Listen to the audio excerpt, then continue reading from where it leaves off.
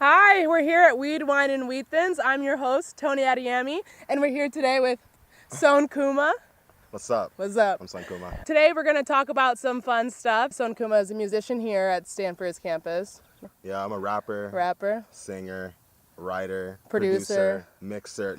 But yeah. Does everything. It's amazing. But first we'll go through his selections because that's always how we start our shows. We have a wonderful dab rig with a little propane fire thing. We'll see how this works. Baron's going to do it for me because I'm not that good at it. A beautiful Chardonnay, Bone Terra, 2017, California. Great. Also from Safeway. Still looking for that sponsorship. And some Wheat Thins as well as other crackers and assorted cheeses / some ham. Both from Safeway and Munger Market. You can start with your dab. Fire. How was your day, Bear? My day's been chilling. Got this shirt. It's a very nice shirt. Indie Couch, new company. Check them out. They're sick. I have a song dropping today. Tonight. Yeah, tonight. What's it called? It's called Hobby. So by the time this is out, yeah, it's probably going to be out. But it's with me and Gabrizi, another rapper on Stanford campus. Hell yeah. He's so cool. So yeah, just it's a good day in general. A good day in general. Yeah. It's once again hot as fuck out here, but we're loving it because the dab is already melting. The dab is already melting? Pretty much. Damn. This is not usually how I smoke weed, but it's a cleaner high, people say. Is that true? Yeah. I would say it hits pretty hard. It just hits you right away. Okay, so first we're gonna have you pick a topic out of the bowl. We got these topics off of Instagram from users just submitting questions and things that they want to hear people talk about. I'll let you do the honors. All right, let's see what we got. Privilege dynamics in romantic relationships. Can you kind of explain that to me? What exactly? Well, let's see. Privilege. I think okay, for example, my last boyfriend was white, and I think, especially when you spend so much time with that person and you're in a lot of the same environments as that person, you start to realize how people treat you differently. Whenever we were at a restaurant, people would always ask him, where do you guys want to sit, or what do you guys want to order? They'd start with him. Interesting. One time we went to his beach house in Florida, and especially because we're interracial, we're in the Panhandle, we were skeptical for the entire week. Every single where we went, we were stared at to the point where I'm in a fucking zoo right now. And I don't really know if that's within the relationship because there was never a problem within it in that sense. But it's weird to realize. I mean, you already realize that stuff just from the news and everything going on. It's just evidently there. But when you're tied romantically to the person, I feel a lot of it just sort of expands and you sort of just see a lot of that play out in a way you don't really expect it. Yeah. Damn. That's crazy. I was trying to think. I don't know. I can't really relate to this. Yeah. I will say all of my romantic relationships have been with someone of the opposite sex. So they have been sex, opposite race. So I remember one time it was me and not my ex, but my ex, and we went somewhere. My ex, so twice ex back. Twice my ex back. Ex. Three That's how exes we talk removed. about our exes. We have our first ex, and then our ex, and then everyone else. Yeah. We went to a restaurant. It was an Asian restaurant, and she's half Asian, but I don't know exactly what happened. I don't remember. That's the thing. I'm always high in these encounters. So the waiter did something, and then she was the one who was hey, you can't talk to him like that just because right, or some shit. She stood up, and then she kind of explained to me later, yeah, he was being really racist towards you. I was oh shit, I didn't realize you that. Didn't even realize I didn't. So, but yeah. It's almost interesting to see how to be so close to someone who is of another race or another identity group that is privileged, and sort of just see how they think about the world and how they go through things. I remember once we were moving out. This is my ex. First ex. Yeah. Moving out of his apartment, moving his stuff, and a police officer, we got the cops called on us because someone thought we were breaking in, and it was his apartment, and I was in the car, and I was freaking out because don't really fuck with cops, but he was getting super aggro with the police officer, and he was why did you stop? Why are you here? This is my apartment, and just being really defensive, and I'm that is a privilege in itself that I could never. Facts. I would be super sorry, sir. Yes, sir. Just I have to be. Facts. And seeing stuff like that play out and just sort of realizing, I don't know, there's just a lot there's a lot to unpack there just in privilege in itself, but I think just especially like afterwards I was like, why did you do that? Like, why didn't you just like say sorry, like say like you live here and like let it go on? He's like, because he had no right to be here. I'm like, I realize that, but like, and it was just so interesting to just see, like, I'm like, we are just inherently different because like we were brought up to be, and like the world taught us that we had like different. Yeah, and they look at us different. Like the world looks at us different, so you know we have to do what we can with that. Has that been a theme that you've talked about like within music? Yeah. I talked about, there's like this one unreleased song that was like, there's like a verse and I'm talking about walking down the street. Mm-hmm. I'm an African American, little white girl walking. She says, "Mommy, I'm kind of scared of him." And then out of nowhere, it's like, I'm in the cemetery getting buried, and like these like the rhymes are coming up, and like it's like this story, and it's like, well, like, yeah, the second half of that story didn't happen, but the first half did. Yeah. Many times throughout my life. And the second half of that story happened to other exactly, especially black men from encounters like this. There's a book, it's called Whistling Vivaldi, and I don't know the author, but it's by a black author, and he noticed that when he walked down the street, like people were scared, and like that people would like women or children would like go to the other side, like whatever. So he got this trick of like whistling Vivaldi, who's like a classic composer, to basically like signal that he was like safe and educated, and like just like the fact that he had that, like people have to do that, and that you have to like. That's so weird. Like other people don't have to do that. Like so it's just like you never have to prove that you're safe in any way. Can I pour some more? Yeah. Of course you can. I also may ask you to light me a little jab. Oh, so yeah, we're out of butane, so I think. Oh no. Yeah. Is there a bong? Grab something. Bring in the bong. Punya really wanted me to say bring in the bong. But yeah, I think we should pull another one because this one was tough. You want to pull another one? Yeah, go for it. I'm sorry we weren't able to like really address. Yeah, I mean this is like what we know about it, but yeah. I mean I think we hit it. All right, let's see what we got.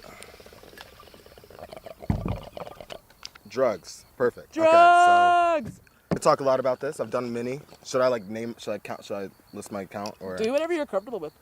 All right, my first drug I ever took was probably weed. At like 13, I started smoking. Like any particular reason, like friends or like just like sort of just like what was happening? I had this homie in high school. His name was Tom. He doesn't mind if I say his name. He would love it actually. Hey Tom. Hey Tom. And Tom, he started at he was 13 as well. And he was like, "Yeah, bro, you gotta try this shit." I'm like, "Nah." Like my mom specifically said, "Don't smoke weed." My grandma specifically said, "Don't smoke." You know, I was like, all right, I'm not gonna do it. But then one day we're like walking, like we're in Hollywood, and he just like walking around. He has like this lasagna, and I'm like, "Oh, dude, like I'm kind of down to hit it." And then he's like, "For real?" I'm like, "Yeah." So then he like packed a bowl for me. I hit it, and I was gone. A lot of people say that they don't get high the first time, but I got really high the first time. That's great. I mean, you enjoyed it? I'm guessing. I enjoyed it. It was fun. Yeah. I mean, here I am. Here we are. So, the second drug I probably did was like alcohol. I guess I think I smoked. Oh, you did weed before alcohol? Yeah, 'cause I like smoked at 13. I think that's pretty young, right? That is young. Yeah, so that is really young. I didn't drink until probably like 16, like my first high school party. Wow. And after smoking at 13, did you like continually smoke after that, or was it sort of like you tried it for the first time and then like? I took like a little break. Yeah. Like 14 to 15, and then started again 16, 17. Yeah. And now haven't taken a break. I tried many of my drugs like in college for sure. Yeah. But like, you know, Molly, acid, all like the normal shit. You try like festivals because that shit's fun. But I'm sure we can all relate. I honestly, and mom and dad, sure you can comment and maybe tell me if I'm wrong. But when my parents followed me on Instagram, I thought it was going to be awful because if you know me, you know I sort of just post whatever the fuck on my story. But it's honestly been really nice because like then I feel like I'm not hiding things, and like I'll like call my parents on Sunday and they're like, "Are you drinking water? We saw you had a crazy night last night." And I'm like, "Yeah, like Opal was crazy." That's good. And like it's almost just nicer to just be able to have an open dialogue. So one reason I want to do this show is to just open dialogues around this stuff. So this is about drugs. What is like the worst thing that's happened to you when like while high or like because of smoking? Because of smoking. Or like okay, for me, I accidentally took a bunch of edibles and like I didn't realize they were edibles because they were like gummies, and I realized like soon after, and like I just like, oh, I should do this first. I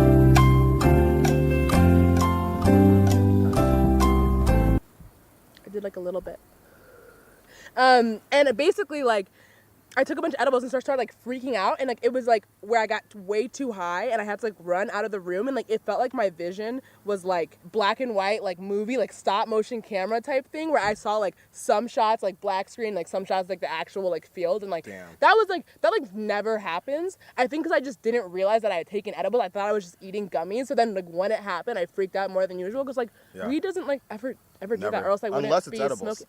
Edibles, I think, are the one where you're like.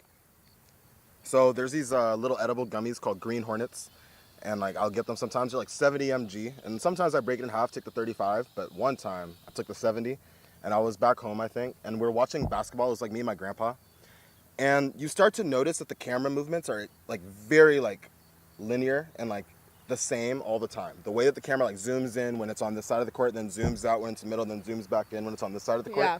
It's always the same. And I was super high, and I was just watching it, and I was like, dude, everything is just the same. That's just what I started. I said, everything's the same. And I like, I got into this like spiral, sunken place. Like, I look at oh, my grandpa. shit. I look at my grandpa. I'm like, yo, Pop, he's snoring. He's asleep. I'm like, dude. I'm like, who am I gonna talk to? So I get up, and I go to the bathroom. I'm looking in the mirror, and I'm just like staring in the mirror for a long time. Super blazed. I can see like my eyes are glossy as fuck. And then I just see this line get out my face, and I'm like, oh wait, I'm not the same though. I got two different parts. So That's blaze as fuck. So there's two. It was a very blazed thought. That's so blaze. And it was low-key scary. I couldn't look in the mirror for like a couple of days after that. That's high-key scary. It was edibles though. It's always edibles. It's always Never edibles. from smoking. Yeah. Well, that concludes our section on drugs and privilege dynamics in romantic relationships. But now we want to talk about you because you're super sick. We want to hear what you're doing. For sure. So when did you like start music, or like when would you say like you were like, this is like what I want to do? Yeah. So sitting at a table, sunny day like this, spring probably, smoking weed with friends, freestyling. And then like, you know, sometimes freestyles would be good. So I was like, all right, you know what? I should like try. Yeah, like write some of these down, or like just like yeah. So I just started like writing, you know, raps to beats. And when was this? This was freshman spring. Of Stanford. Yeah. Oh shit. Yeah, so 3 years ago, around this time. And like, had you done music before that in any capacity, or like this is the time when you're like, I want to like be doing music? I was like, you know, fucking around with some instruments. Like Yeah. I had a few guitars growing up. I taught myself guitar at 13. I like took some cello classes in high school. Shit. Yeah. That's pretty much it though. Played some drums when I was like in elementary school, because we had like this program called Stomp, and pretty much, you know, you would just like play drums and stomp. Sounds like a great program. The drums were fun. If you were a drummer, you were lucky, because otherwise you were a stomper. And being a stomper just wasn't as Stomp, fun. clap, clap, stomp. Oh, really? Yeah, no, drumming sounds way sicker. Yeah, if you're the drummer, you get the snare and the hi-hats, and so it's so much more That's fun. sick. So, yeah, that type of shit. That was pretty much it, though. I didn't really take music too seriously until after I got suspended. Like. And when was that? That was sophomore fall. Yeah. Yeah, so, like, very shortly after I started. 'Cause I started freshman spring, half the summer, went through some shit. We could talk about that later. Yeah. And then, you know, sophomore fall was kind of tough. Got suspended, started taking music seriously, and now here we are, yeah. Yeah. So I would say like January 2017 was like when I really started. That's amazing. So when you say here we are, where are we? Like, what We're are you in a doing? field. We're in a field. I like to call it a knoll, a grassy knoll. I fuck with the phrasing. I fuck with that phrase. I fuck with the phrasing. So okay, so you said here we are. I know you said you have a song coming out tonight. Yeah. And then is that on a larger project? So I have a big project. I have a mixtape called Sativa. The premise of the tape is like kind of expanding on like the growth of like I like started developing Indica. So Indica was mostly about like Indica is another song that was you my have. it was my old tape, my first mixtape. Yeah. So that first mixtape was like about, you know, coping with like drugs and heartbreak and getting suspended from school.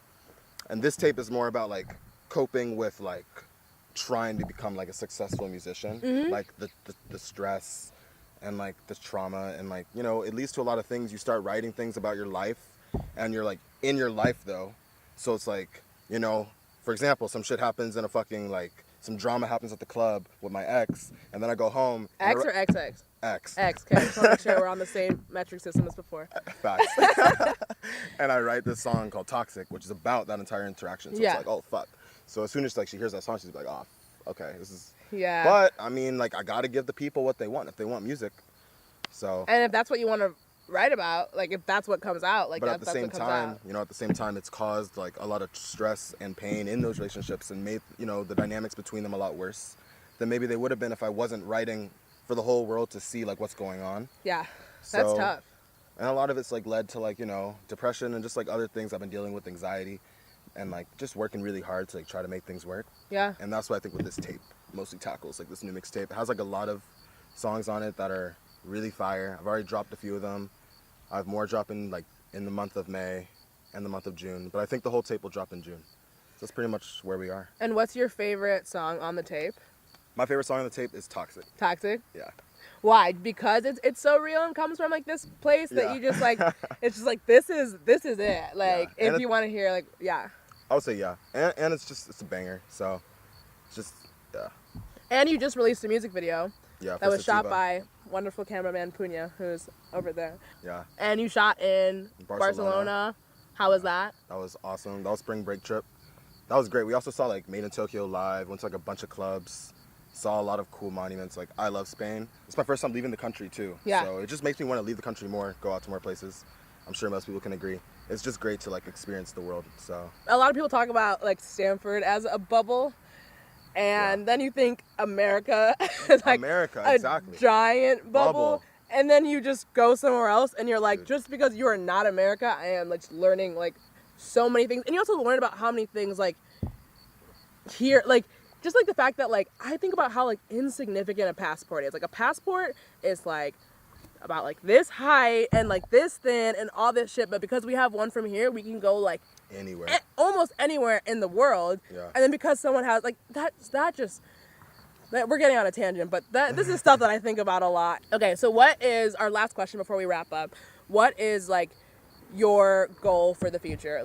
Like when people talk about making it or like whatever terms you want to put on it, like What's mine? What is that for you? Thank you. That's a good question. I haven't thought about it recently, but I guess like right now, I just want to put out the tape and I want it to do well. So I guess that means like I gain a lot of fans, a lot more like core fans, diehard fans who like care about me and my story and my struggle.